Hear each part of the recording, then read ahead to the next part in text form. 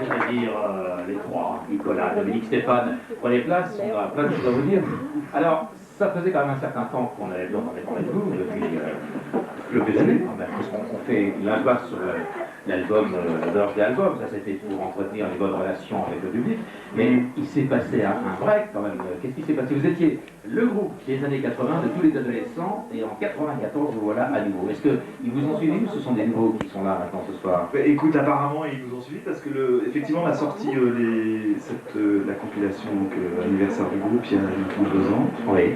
On n'a pas fait grand chose pour, disons, la présenter, enfin faire comme ça s'appelle de la promotion, etc. Oui. Et puis vu les chiffres, apparemment... 480 000, ouais, presque 500 000, peut-être aujourd'hui 500 000, j'en sais rien. Moi non plus, mais apparemment ça nous a vraiment surpris, et puis bon, et c'est vrai que maintenant on a pris le fait de faire un album tous les 2 ou 3 ans, parce qu'on voudrait vraiment comment dire, vivre, réfléchir, écrire, etc. Et puis éviter d'être dans une spirale où des fois on n'arrive pas comment dire, à s'échapper, quoi. Alors j'ai quand même des chiffres qui sont assez éloquents. L'album L'Aventurier en 81, 250 000 exemplaires, Le Péril Jaune en 83, presque 200 000, Le Troisième Sexe, 700 000, Zénith Live, 290 ou 300 000, 7000 Danses, 290 000, Le Baiser, 150 000, ah là, on peut mieux faire, hein. Et puis le Birthday Album, 500 000. Si on fait les comptes, ça fait près de 2,5 millions d'albums vendus.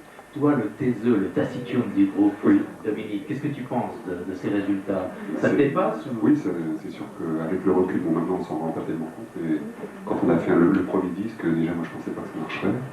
Donc j'ai été surpris déjà d'entendre Indochine à la radio, et c'est vrai que 10 ans après... c'est plus de 10 ans, tu dis 10 ans, plus de 10 ans.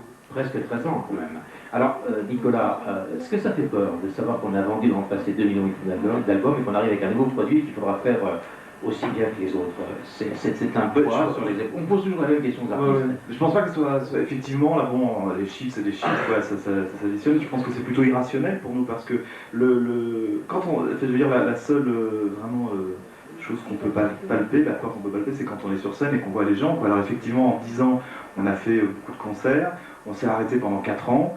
On a refait les concerts juste comme ça, mais par surprise pour annoncer pour le Birthday Album, donc pour dire qu'on avait 10 ans, etc. On a vu un nouveau public, des gens encore plus jeunes qui, quand on a commencé, ils devaient avoir 10 ans, etc. Donc c'est-à-dire qu'il y a un public très large qui nous suit, il y a un autre public qui arrive, enfin c'est assez fou, quoi. Donc c'est surtout quand on est sur scène, effectivement, qu'on se rend compte. Parce que les chiffres, c'est vraiment irrationnel, c'est pas physique, on ne sait pas qui achète nos disques, etc. Alors physiquement, vous avez 10 ans de plus qu'au début de votre carrière, mais vous ne paraissez pas, vous êtes toujours aussi jeune, adolescent. C'est gentil, mais on nous le dit, ouais, effectivement, on nous le dit à chaque fois. Vous avez une recette, un secret, là Ben non, je sais pas, peut-être la seule recette qu'il puisse avoir, c'est quand on est passionné par quelque chose, ça entretient, oui. Je sais pas. Non, mais le corps ne suit pas toujours, tu dois certainement avoir dépensé des sommes folles en collagène pour masquer les rides et les Ah non, pas du tout, non, c'est pas le genre de la maison.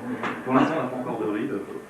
À notre âge. Revenons si tu veux à la chanson que vous avez chantée à l'instant, qui est donc le premier extrait de l'album, Savoure le rouge. On dit que c'est un titre provocateur. J'aimerais avoir ton avis là-dessus, Nicolas, et puis le tien, Dominique. Ouais, c'est sûr que c'est un titre un peu chaud, quoi. Enfin, il n'y a pas besoin de faire une analyse, quoi. C'est clair. J'avais envie d'écrire un texte enfin d'écrire, aller aussi loin, sans tomber dans une sorte de vulgarité sur la description d'un rapport amoureux, quoi. Donc c'est clair, et ça parle de ça, quoi. Et je pense que plus c'est humide, c'est ce que je dis à chaque fois, plus c'est humide dans ce genre de rapport, plus c'est réussi, quoi. Sinon c'est plutôt froid, quoi. Donc voilà, maintenant je pense pas que ça soit provocateur, je pense qu'il suffit d'ouvrir sa télévision pour voir des choses encore plus, même parfois beaucoup plus vulgaires. D'accord. Il y a plein d'artistes dans l'édition, tu t'en doutes, tu connais Radio 22. Nous allons recevoir tout de suite Alain Manarange. Alain Manarange arrive avec